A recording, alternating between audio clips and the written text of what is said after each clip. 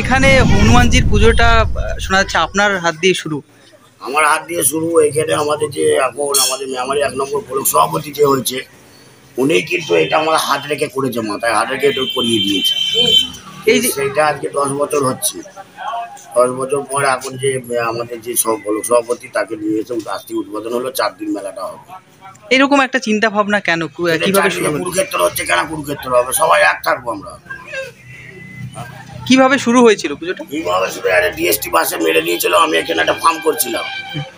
সেই দিয়ে কি হবে, বাপুরে কিছু লোক নিতে এসেছিল, আমি নিতে দিইনি। দিয়ে আমাদের এখানে খানিকটা জায়গা ফাঁকা আছে, এখানে বসি দিয়ে সবাই মিলে দিয়ে থুয়েই করে, আমাকে হেল্প করে সবাই, হিন্দু মুসলমান সবাই হেল্প করে। এইটার মধ্যে দিয়ে আপনি কি বার্তা দিতে চাইছেন? বার্তা দিতে চাইছি, চারিদিকে মারধর হচ্ছে, কেন হবে? আমরা সবাই এক মানুষ, তো মানে মানুষ, আল্লাহ ভগবান সবাই এক, আমরা সবাই এক, আমরা সবাই একসঙ্গে মিলেমিশে থাকবো, সেটাই। কতদিন ধরে চলবে মেলা? 10 বছর। 10 বছর ধরে। কি রেখেছেন পুজো উপলক্ষে? পুজো করে কালকে আছে খিচুড়ি আছে, পায়েস আছে, মানুষের হাতে হাতে দেওয়া হবে, বাদাম বিলি হবে। এটা কোন জায়গা? তত্তিপুর, মেমারি থানা। মেমারি থানা। এখানে কোন ধর্মের মানুষ বেশি বসবাস করে? মুসলমান ধর্মটা বেশি। তারপরেও এই ধরনের পুজোটা সবাই, হিন্দু মুসলিম সবাই পুজোতে অংশগ্রহণ করে। মঙ্গলবারে পুজো হয়, প্রতি মঙ্গলবারে পুজো বহন আমি করি।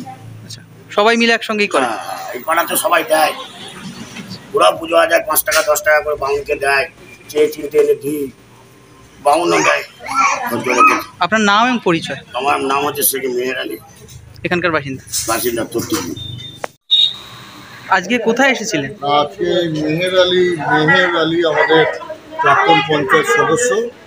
মেহের আলী দীর্ঘদিন ধরে এখানেতে হনুমানজির মন্দিরে পূজা করে, ব্যবস্থা করে, আয়োজন করে।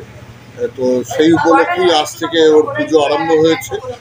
তো এটা তক্তিপুরে গত 4-5 বছর ধরে চলছে। এই পুজোগুলোকে এখানে মেলাও হয়, অন্নদানও করা হয়।